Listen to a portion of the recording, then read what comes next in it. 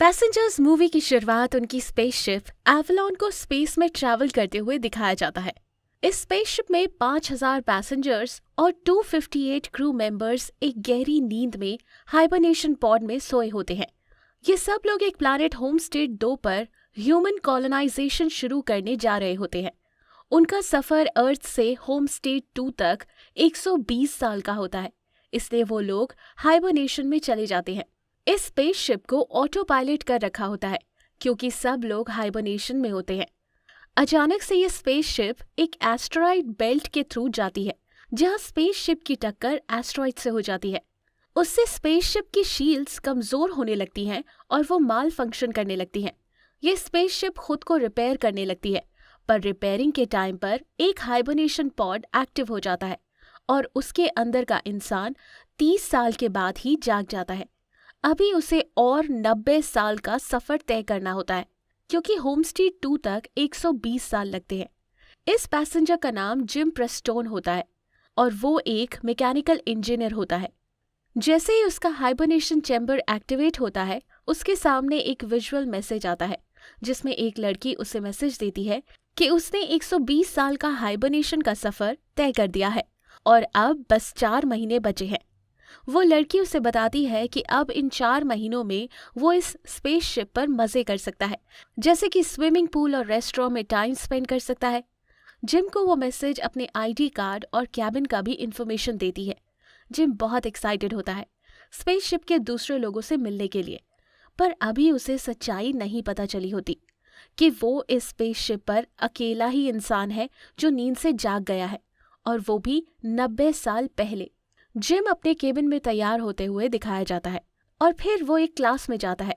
वहाँ उन सब पैसेंजर्स को एक वर्चुअल टीचर पढ़ाती है, पर जिम क्लास में अकेला होता है और ये देखकर वो हैरान हो जाता है। जिम की वो टीचर उसे बताती है कि अर्थ पर एनवायरनमेंट खराब हो गया है और वो ओवर पॉपुलेशन का शिकार हो चुका है, पर असल में ये मैसेज 120 साल के बाद डिलीवर होना चाहिए था। माल फंक्शन की वजह से 30 साल के बाद ही डिस्प्ले हो जाता है।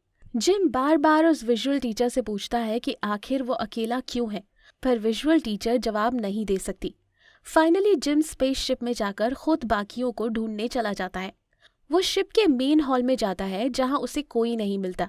वो ऊपर रिसेप्शन पर जाता है जहां एक ऑटोमेटेड मशीन उसे इन्फॉर्मेशन देती है। वो उसे शिप के कैप्टन का पता देती है और अब जिम उस स्पेसशिप के कैप्टन को ढूंढने जाता है। वो उसे दरवाजे के बाहर पहुंचाते हैं, पर वहां के अंदर जाने का एक्सेस उसके पास नहीं होता है। जिम वहां दरवाजे की छोटी सी खिड़की से देखता है कि सब क्रू मेंबर अंदर सोए हुए होते हैं। फाइनली जिम अब स्पेसशिप की ऑब्जर्वेटरी में चला जाता है, जहां उन्हें पता चलता है कि वो अपनी मंजिल से अभी 90 साल दूर है। ये जानकर वो बहुत निराश होते हैं और उन्हें समझ नहीं आता कि वो क्या करें। फाइनली वो हॉल में रखी हुई ऑटोमेटेड मशीन से अर्थ पर मैसेज भेजता है कि वो जल्दी जाग गया है और अब वो क्या करे, क्योंकि वो खुद से हाइबरनेशन में वापस नहीं जा सकता। वो ऑटोमेटेड मशीन जिम को बताती है कि अर्थ से आंसर आने में 55 साल लग जाएंगे। ये सुन के वो और निराश होता है और वो सोचता है कि अब वो इतनी बड़ी स्पेसशिप में 90 साल तक अकेला क्या करे। जिम अब स्पेसशिप को एक्सप्लोर कर रहा होता है, तभी उसे एक बार दिखाई देता है। वो बार में जाता है। वहां वो देखता है कि बार टेंडर भी एक इंसान होता है। वो उससे बात करना शुरू करता है, पर फिर वो नोटिस करता है कि बार टेंडर में कुछ अलग था। जब वो बार टेंडर को पैरों की तरफ देखता है, तब उसे पता चलता है कि उसकी लोअर बॉडी तो मशीन की थी, मतलब वो एक रोबोट था। उस रोबोट का नाम आर्थर होता है। अगले दिन जिम कैंटीन में जाता है और वहां पर सारा खाना ऑटोमेटिकली जिम को मिलता है। फिर जिम अपना हाइबरनेशन चैम्बर ठीक करने का तय करता है। कुछ टूल्स इकट्ठा करके वो अपने चैम्बर पार्शियल वर्किंग कंडीशन में लाता है। वो उसके अंदर लेट जाता है, पर वो हाइबरनेशन नहीं कर पाते। इसके बाद वो सोचता है क्यों ना टूल से वो क्रू के चैम्बर्स में जाकर किसी एक क्रू मेंबर को उठा दे। फिर जैसे ही वो क्रू के अंदर पहुंचता है, कोई भी टूल उस दरवाजे को तोड़ नहीं पाता। जिम को क्रू के चैम्बर का एक्सेस नहीं मिलता। सब कुछ ट्राई करने के बाद जिम हार चुका था। अब वो स्पेसशिप में अकेला टाइम पास कर रहा था।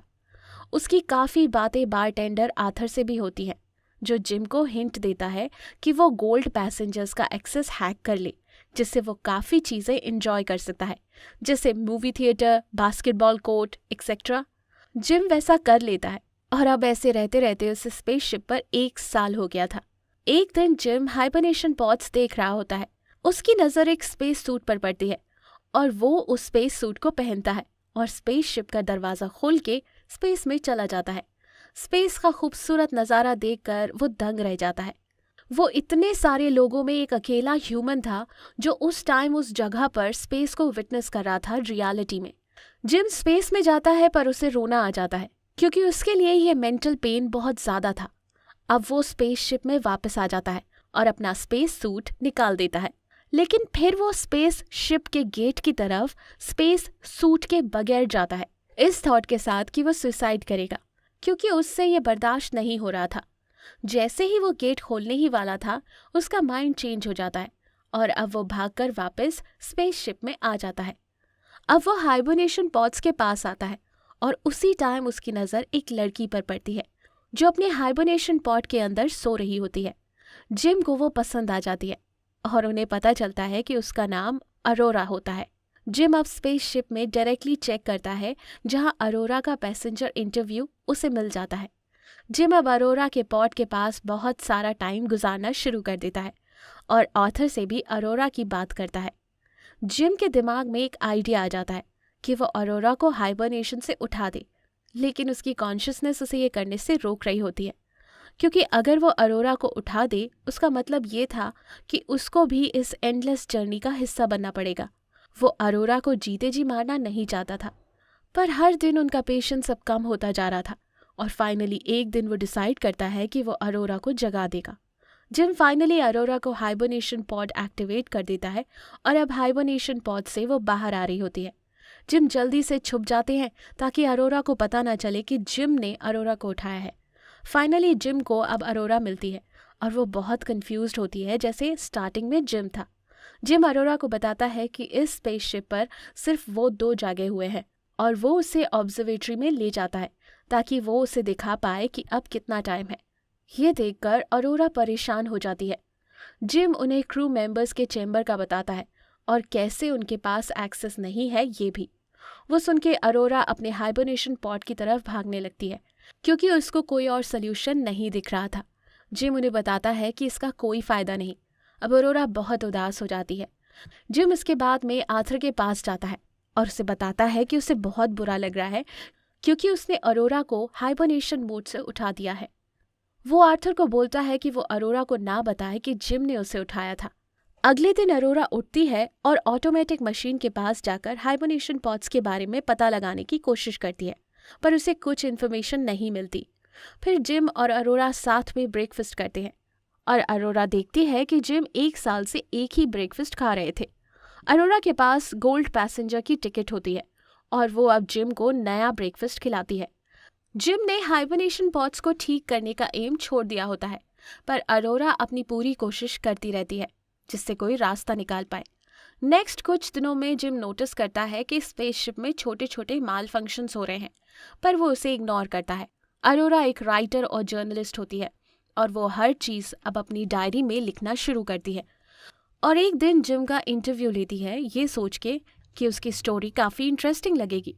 जिम उन्हें बताते हैं कि उसका होम स्टे 2 जाने का मकसद ये था कि वो एक नई दुनिया में अपनी जगह बनाना चाहता था। बाद में अरोरा उससे बोलती है कि उसके पास राउंड ट्रिप की टिकट है, जिसका मतलब वो होम स्टे 2 से वापस अर्थ पर जाना चाहती है। वो जिम को बताती है कि वो होम स्टे 2 पर 1 साल रहेगी, फिर वापस चली जाएगी और वो इसलिए ऐसा करना चाहती है ताकि वो दुनिया की सबसे पहली जर्नलिस्ट बने जो 2 प्लैनेट्स पर रही हो। वो बिलीव करती है कि ये बेहतरीन स्टोरी बन सकती है। अब इसके बाद क्योंकि उन दोनों के पास कुछ करने को नहीं था, तो वो टाइम स्पेंड करने के लिए सिनेमा, क्लब, बास्केटबॉल कोर्ट और बार में होते हैं। जिम अरोरा को आर्थर से भी मिलवाता है। जैसे जैसे दिन गुजरते जाते हैं वो दोनों क्लोज हो जाते हैं। फाइनली वो एक दिन डेट पर जाते हैं, डिनर करते हैं और इसके बाद स्पेस सूट पहनकर स्पेस वॉक पर जाते हैं। फाइनली उन दोनों ने स्पेसशिप में एक कपल की तरह रहना शुरू कर दिया होता है। उनका सारा टाइम एक साथ बीत रहा था। वो jogging, writing, breakfast, lunch, dinner सब साथ में करते थे। अब फाइनली जिम को रियलाइज़ होता है वो अरोरा को प्रपोज करेंगे। वो अरोरा को डेट पर बुलाते हैं उनके बर्थडे के लिए। डिनर के बाद वो लोग बार में चले जाते हैं। जिम प्रपोजल रिंग बाहर निकालने के लिए वॉशरूम का बहाना करके चला जाता है। इतनी देर में आर्थर अरोरा को बता देता है कि जिम ने ही उसे उठाया था। आर्थर को लगता है कि जिम ने अब तक अरोरा को बता दिया होगा। जैसे ही जिम वॉशरूम से आता है, अरोरा उस पर बहुत गुस्सा होती है। अरोरा वहां से गुस्से में चली जाती है और जिम से बात करना छोड़ देती है। नेक्स्ट दिन जिम अरोरा से बात करने की कोशिश करता है, पर वो उन्हें इग्नोर कर देती है। एक दिन अरोरा जिम के रूम में अकेले उन्हें मारती है क्योंकि उन्हें जिम पर बहुत गुस्सा आता है, क्योंकि जिम ने उन्हें उठा दिया होता है। अरोरा कहती है कि जिम ने उनकी जिंदगी बर्बाद कर दी। जिम माफी मांगते हैं और अपना साइड एक्सप्लेन करने की कोशिश करते हैं, पर अरोरा उनकी बात सुनने को तैयार नहीं होती। अब एक दिन अचानक से स्पेसशिप में एक बड़ा सा माल फंक्शन हो जाता है। एलिवेटर काम करना बंद कर देते हैं और फूड मशीन से खाना बाहर आ रहा होता है। स्पेसशिप में एक ट्री भी होता है जो जिम ने लगाया था। अब इस माल फंक्शन के दौरान एक अनाउंसमेंट होती है कि स्पेसशिप में पेड़ किसने उगा दिया। ये सुन के जिम और अरोरा शॉक हो जाते हैं, क्योंकि अनाउंसमेंट करने वाला तो कोई इंसान होना चाहिए। वो जल्दी से ट्री के पास जाते हैं और वहां देखते हैं ऑफिसर गस मार्कुसो भी हाइबरनेशन से जाग गए हैं। वो दोनों गस से खुद को इंट्रोड्यूस करते हैं और गस को बताते हैं कि क्या प्रॉब्लम हुई। गस को समझ नहीं आता कि 3 पॉट्स कैसे खराब हो गए। गस फाइनली क्रू चैम्बर में जाकर चेक करते हैं और बोलते हैं कि स्पेसशिप में थोड़ी खराबी है, जिसकी वजह से ये माल फंक्शन हो रहे हैं और उसे ठीक करना पड़ेगा। उसके बाद गस अरोरा का पॉट चेक करते हैं और उसे समझ आता है कि जिम ने अरोरा को उठाया था। गस को हाइबरनेशन सिकनेस हो रही होती है और वो रेस्ट करने जाते हैं, पर अचानक से उनके मुंह से ब्लड निकलना शुरू हो जाता है। उस रात अरोरा स्विमिंग कर रही होती है और माल फंक्शन की वजह से स्पेसशिप में 0 ग्रेविटी हो जाती है, जिसकी वजह से अरोरा पानी में मरने वाली थी, क्योंकि जैसे ही अरोरा ऊपर की तरफ स्विम कर रही थी, पानी उसके साथ ऊपर आ रहा था। बहुत मुश्किल से वो बच जाती है और अब अरोरा, जिम और गस मिलके प्रॉब्लम डिस्कस करते हैं। गस अब स्पेसशिप को डिटेल में चेक करते हैं और बताते हैं कि 2 साल पहले शिप से कुछ टकरा गया था, जिसकी वजह से शिप का एक हिस्सा डैमेज हुआ था। इस डैमेज को फिक्स करना बहुत जरूरी है, वरना स्पेसशिप खराब हो जाएगी।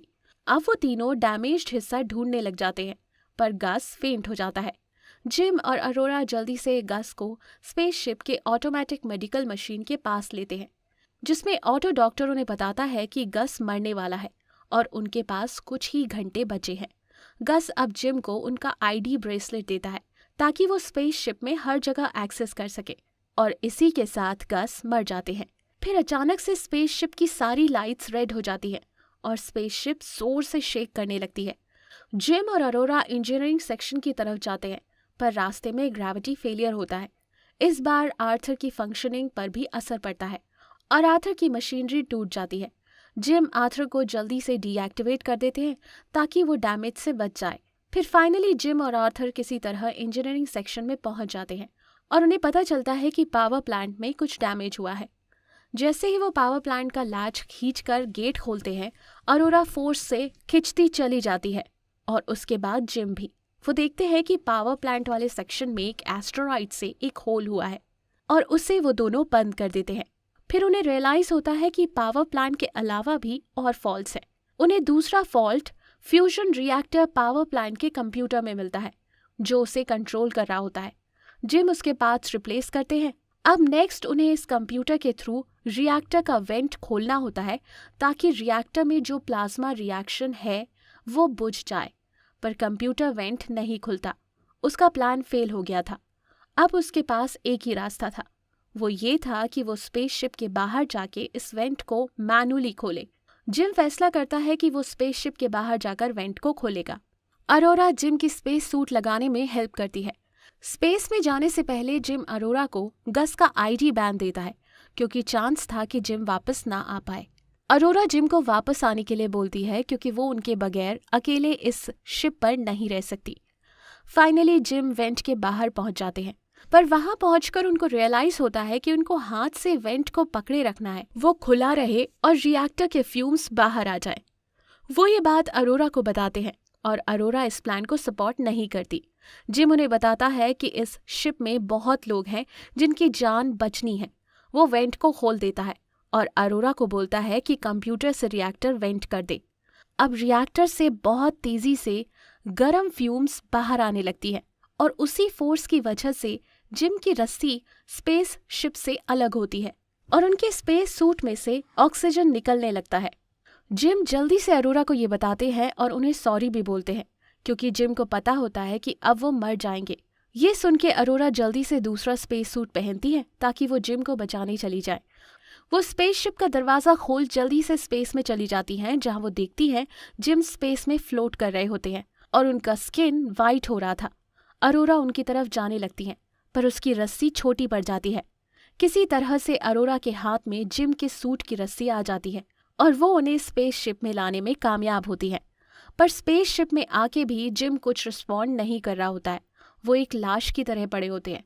अरोरा से ये देखा नहीं जा रहा था और वो उन्हें रिवाइव करने की कोशिश कर रही थी। जिम अभी भी रिस्पॉन्ड नहीं कर रहा होता है। अरोरा उसे देखकर बहुत रोती है। अरोरा जल्दी से उन्हें ऑटो डॉक्टर के पास ले जाती है जो जिम को रिवाइव कर देता है। ये देखकर अरोरा को एक बहुत बड़ा रिलीफ मिलता है और वो जिम को माफ कर देती है। फिर बाद में वो दोनों आर्थर को ठीक करते हैं और कैप्टन गस को बरी करते हैं।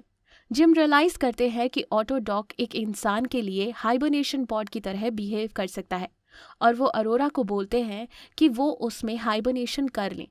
पर अरोरा जिम को अकेले नहीं छोड़ना चाहती और मना कर देती है। फिर जिम फाइनली अरोरा को प्रपोज करते हैं और वो अपनी लाइफ स्पेसशिप पर बिताना शुरू कर देते हैं। 88 ईयर्स के बाद ये स्पेसशिप होमस्टेड 2 के पास पहुंचती है और अब क्रू उड़ जाता है। क्रू को स्पेसशिप एक बहुत ही डिफरेंट तरीके से दिखता है। वहाँ पेड़ पौधे और बर्ड्स उड़ रही होती है। सब नेचुरल लग रहा होता है। इस सब के दौरान अरोरा अपनी और जिम की स्टोरी अरोरा की वॉइस में रिकॉर्ड में प्ले होती है। ये असल में अरोरा की बुक की रिकॉर्डिंग होती है। इसमें अरोरा बताती है कि हम लोग फ्यूचर के बारे में सोच कर ऐसे ना हो जाए कि तुम प्रेजेंट लाइफ को बेस्ट तरीके से जीना भूल जाओ। अरोरा बताती है कि वो दोनों कैसे स्पेसशिप में एक दूसरे से मिले और उन्होंने उसी स्पेसशिप में कैसे अपनी लाइफ बिल्ड की।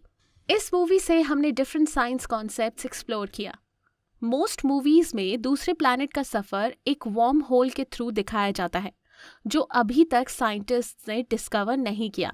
पैसेंजर्स मूवी के थीम के अकॉर्डिंग ह्यूमंस को हाइबरनेशन कर दिया जाता है और लाइट थोड़ी कम स्पीड पर दूसरे प्लैनेट पर भेजा जाता है। हमने देखा कि जीरो ग्रेविटी में कैसे किसी भी चीज पे फोर्स नहीं लगता।